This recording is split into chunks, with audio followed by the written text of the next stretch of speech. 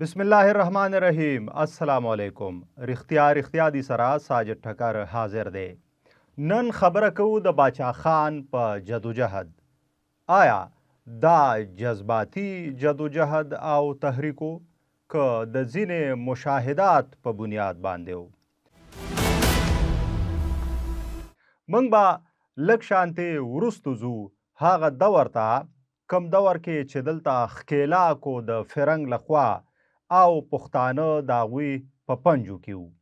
دا خاوره دا د پښتنو وه، خو په دې باندې اختیار د پښتنو نه و. دغه دوران کې بیا باچا خان ګوري غیر چاپیره کله چې هغه خپل زلمیتوب ته رسي چې دا خاوره خو زموږ ده، د دې اختیار ولې زموږ نه دی.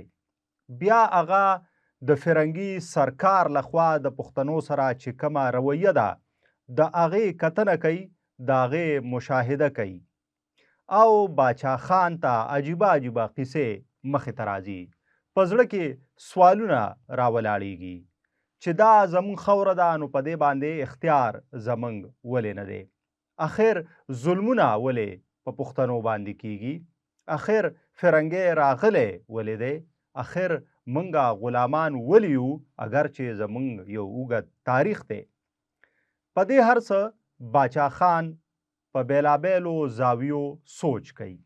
هغوی ته دا احساس وشه چې کم دا د فرنګ ښکېلاک دی او پښتانه د دوی په پنجو کې دي، نو په دې به کار کول وي، خو په جذباتي توګه نه. یعنی باچا خان دا کتل چې فرنګی دلته ظلمونه کوي، وهل ټکول کوي، خلکو ته د خپلې خوښې سزاګانې ورکوي، په غږ هم پابندي ده او په خبره هم پابندي ده. باچا خان جذباتي کیږي نه، په پښتنو دا غږ نه کوي چې تاسو ټوپک راواخلئ. بیا هغه دا هم مشاهده کوي چې کم مغولو دلته هغه هم د پښتنو د تقسیمولو کوشش کړی او پښتانه یې د یو بل سره لاس او ګریوان کړي.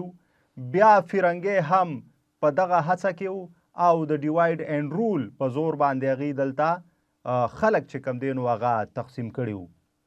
باچا خان فکر وکړ چې دغه اتفاق په راوستل غواړي، پښتانه به یو کول وي چې کم د دوی زور مات کړی شوی دی، چې کم پښتانه د یو بل په ګریوانونو کې پراته دي او ویشل شوي دي او د دوی غږ یو نه دی، نو دغه غږ به یو کول وي، پښتانه به په یو ټغر کینول وي او د دوی ترمنځ به اتفاق جوړول وي. باچا خان اول د دغه دور د خپل ولس ناروغۍ په ګوته کوي چې په دوی کې اتفاق نشته، تربګنۍ دي، دشمنۍ دي، د یو بل په ګریوانونو کې پراته دي. بیا وایي چې تعلیم طرف ته پام نشته دی او بیا دا هم ګوري چې مطلب دا دی د خپلې ژبې او کلتور نه هم په لرې کېدو دي. روزګار طرف ته هم چې کوم دی نو پام نشته او بیا دا هم مشاهده کوي چې پښتانه په سیاسي توګه هم مطلب دی چې وروستو پاتې دي. دا ناروغۍ مخې ته راځي. باچا خان په جذباتي توګه نه بلکې د خپلې مشاهدې په بنیاد باقاعده په ساینټیفیک توګه، په ساینسي توګه د دې د علاج او د دې د درملنې کوشش کوي. باچا خان اول په پښتنو د اتفاق غږ کوي چې تاسو خورونه یې ولې یو بل سره تربګنۍ کوئ، ولې دشمنۍ کوئ، د یووالي غږ پې کوي. انجمن اصلاح الافاغنه جوړوي، جرګه جوړوي. بیا د پښتنو د روښانه سباون دپاره آزادې مدرسې جوړوي او دغه شانتې بیا دلته چې کم څه هم د پښتون قام د دې ولس په ګټه وي هغه ګامونه پورته کوي. که هغه مونږه د مشاعرو په شکل کې ګورو، که هغه مونږه د سټیج ډرامې په شکل کې ګورو، که هغه مونږه د صحافت یعنی د پښتون مجلې په شکل کې ګورو، او که هغه بیا د یو لوی سیاسي پلیټفارم خدایي خدمتګار تحریک په شکل کې ګورو. که په دې نظر اچو په دې ارڅه د حالاتو مطابق چې کومه تقاضا وه د نن نه 100 کاله پخوا. نو د باچا خان فکر هغه جذباتي نه و. یعنی ټوپک راخستل ډیر اسان کار و چې باچا خان په پښتنو غږ کړی و چې ټوپک راواخلی جنګ کوو.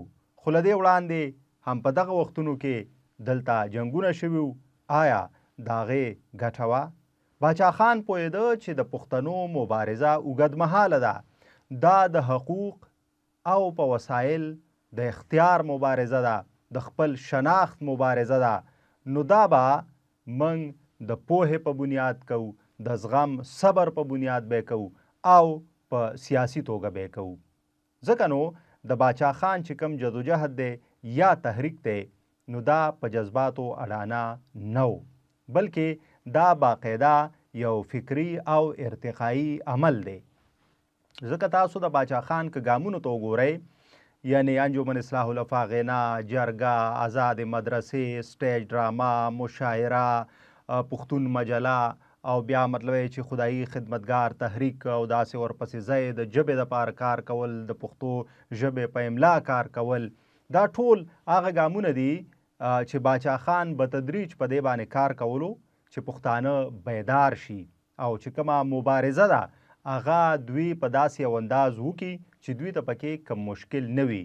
خو له دې هم اهمه دا ده چې دوی پوه وي چې دا مبارزه موږ ولې کوو، دغه زغل موږ ولې شروع کړی دی. یعنی که سیاست موږ غواړو، که د ووټ حق غواړو، که په دې خاوره زموږ حق دی یا اختیار خبره ده، دا ولې موږ کوو او د دې د کور دپاره بیا سیاسي هلې ځلې. نو دا که ګورو موږ د باچا خان جدوجهد ته، د هغوی فکر ته، تحریک ته، نو هغه په هیڅ ډول هم جذباتي نه و، بلکې هغه باقاعده د مشاهدې په بنیاد او بیا چې کوم په انداز باندې هغې په دې کې پرمختګ کوي، ګامونه اخلي او خبره کوي او کومه مفکوره مخې ته راوړي. نو ځکه نن سبا دا ځینې خلک اکثر تپوس وکړي چې د باچا خان جدوجهد یا د هغه تحریک آیا جذباتي و. نو موږ ډېر په اسانه ویلی شو، دا خو ساده خبره ده، ښکاره خبره ده چې جذباتي نه و.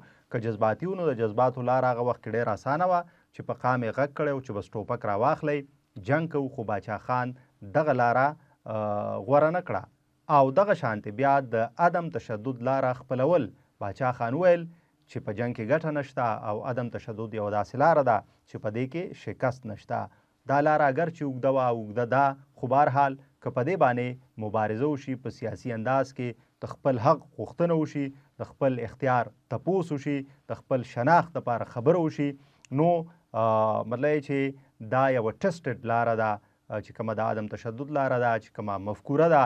نو په سیاسي انداز کې که په دې خبر وشي، نن سبا هم چې کومې زمونږ مسلې دي، معاملې دي، که هم په دې انداز په دې باندې مونږ وغږیږو، نو چې کومې هم مسلې دي د هغې حل راوتی شي. خو که په هغې باندې هم په حقه انداز کې خبر وشي. نو دغه سوال چې آیا د باچا خان مفکوره جذباتي وه؟ بلکل جذباتي نه وه.